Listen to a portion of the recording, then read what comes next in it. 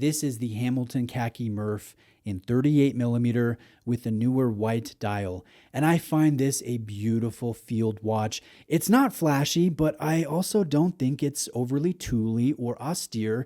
Generally, field watches are pretty austere, but they don't need to be boring. This one is visually balanced. It has a great modified ETA movement.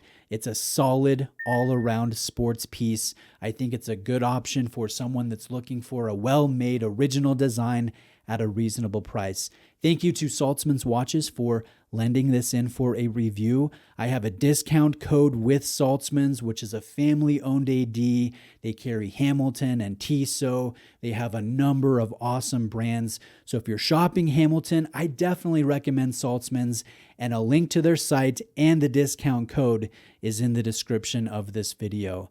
Now, the 38mm Murph first debuted in 2022 with a black dial, and it was very popular. So 2 years later, Hamilton expanded the model line with this white dial, and I think that's a good move. This is not a limited edition. This is an ongoing standard production model, and I appreciate that. It's sized well at 38mm with a lug tip to lug tip dimension of 44.7. It's 11.1 in total height and has 20mm lugs. So I can pull this size off for sure, but I can also pull off the original 42mm Murph that some watch collectors complain about the sizing. I think that this one feels just a touch too small for my tastes, but the 42mm just wears a bit dominantly. So I don't know. I think Hamilton should split the difference and come out with a 40mm option, but I don't know if they're ever going to do that. I can hope though. I think that would be a great move. This Murph has a symmetrical dial. It has old radium colors to these large Arabic markers. The cathedral hands are beautiful. They're a blasted finish. They're nice and long. And I think they look excellent on this design. The hand style complements the font. I think it's legible whether you're outside in natural light or you're inside or in dark conditions. This watch, I don't know, this is a good design. This is well executed. And normally I don't like aged looking faux Tina, but on this off-white textured dial, I think it looks good. It brings a lot more contrast to the dial. Imagine if this dial had markers that were white with a little black painted surround. It just wouldn't look as good. This has a warm, versatile, kind of inviting feel to it. These Murph watches also have that old school flair or feel to them, especially when you compare them to a standard modern khaki field, which I think look more visually busy. This Murph is simple, it's balanced, and I don't know, there's a definite allure that's captivating me with this design. The case is brushed, the bezel is polished, and the crown is nice and large for ease of use. I like how thin this wears on my wrist, and this shorter lug-to-lug distance makes it very comfortable for smaller to average sized wrists. If you have larger wrists, you could definitely wear it. It's just coming down to whether you like how small it looks on your wrist or not. Now, there's only one thing that I think Hamilton definitely missed on, and that's this strap. It's a 20mm black leather strap. It has contrast stitch work. It has a nice buckle, but I just don't think it looks very good.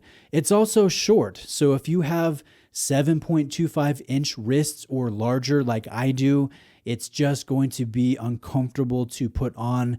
I'm on the second to last pinhole with a 7.25 inch wrist. This watch would really sing on a honey-colored brown leather strap. Definitely lose the dressy faux alligator print. I'm not a fan of that. Make the brown of the strap tie into the warm look of the markers. I think that would be fire. If you wanted to bring in some visual interest to the strap, you could consider a slight suede finish. That would tie into the texture of the dial, or maybe some cream tack stitching on a shell cordovan to tie into the markers. The good thing is, This watch is a strap monster. It looks great on leather, NATO, rubber, mesh, Perlon. Hamilton even sells the black dial variant on a factory bracelet that would fit this one. So although this stock strap is disappointing, getting a much better option is an easy fix, and you don't have to spend a lot of money to do it. Now, I do like this white dial, but what about the original black? Which one is better? Because I do like both. The black dial has a much more subtle dial texture. I think it's more conservative. It's a little safer. It's like the prop watch that was used in Interstellar. I think that's a point in the positive. But to me, I don't know, the white just, it feels funner. It would be more interesting to play with different strap options. I think it's a bit more interesting. So although they could both coexist theoretically in one watch collection, if I'm picking one, I'm going to go with the white dial just because it's a touch bolder. And again, fingers crossed that Hamilton does a white dial 40 millimeter or even a black dial 40 millimeter. I think that would be great. Or maybe expand this white into the full size 42 millimeter variation. I'd be a fan of that too. Now let's end by looking at this movement. Hamilton calls it the H10. It's not much to look at. It's not decorated. I think the most decorated component would be this rotor, which is brushed and has the logo done in a cutout. But even that is not technically real decoration. So it's not pretty, but it's a very solid caliber.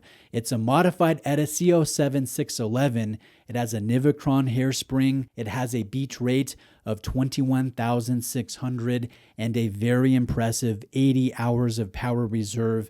And these are very accurate right out of the box. So this watch retails at $945. So under $1,000, and the good thing is there are great discounts that can be found. Again, if you're shopping Hamilton, definitely take advantage of my discount code. You could save some money and put that budget on a nice leather strap or a mesh bracelet or something else. You could get this watch for well under $1,000 and upgrade the strap. I think that would be a great way to spend that budget. You would be getting a brand with very good American roots, a timeless looking design, and solid quality. But let me know what you think. Let me know if there's a different option that you would suggest for about $1,000. I appreciate you taking the time to watch today, to comment today, and to subscribe to my channel. I'll see you in the next one.